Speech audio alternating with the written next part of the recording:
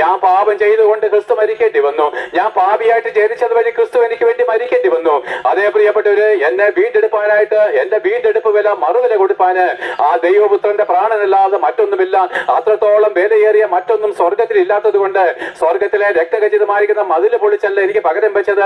സ്വർണ്ണ തെരുവീലുകളായിരിക്കുന്ന സ്വർണ്ണപ്പാളികൾ അടക്കിയല്ല എനിക്ക് മറുവില വെച്ചത്. പിന്നെയോ തന്റെ ഏകജാതനായ പുത്രനെ തന്നെ എനിക്ക് പകരക്കാരനായിട്ട് ദൈവം വെച്ചെങ്കിൽ ഞാൻ എത്രമാത്രം വിലയേറിയതാണ്. എന്റെ പ്രിയപ്പെട്ടവരെ, കള്ളു കുടിച്ചത് മതി, യേശുക്രിസ്തുവിനെ വിട്ട് ലോകസ്നേഹം നടത്തിയത് മതി.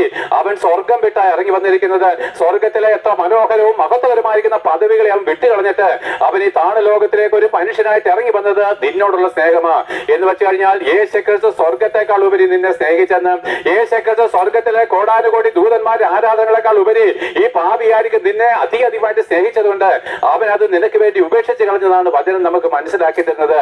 ആ യേശുക്രിസ്തു അങ്ങനെ ഒരു മനുഷ്യനായിട്ട് ഇറങ്ങി വന്ന് ഈ കാൽവറി കുരിശിൽ മരിക്കുമ്പോൾ കണ്ടോ പ്രിയപ്പെട്ടവരെ, ആ തിരശ്ശീല മുകൾ തൊട്ട് താഴെ വരെ രണ്ടായിട്ട് കീറിപ്പോയി. ഞാൻ വീണ്ടും പറയുന്നു, അല്ലയോ ക്രിസ്തീയ മതവിശ്വാസികളെ, ഈ തിരശ്ശീല കീറിക്കളയുവാനായിട്ടാണ് യേശുക്രിസ്തു ഭൂമിയിലേക്ക് ആ ക്രൂശിന്മേൽ കയറിയത്.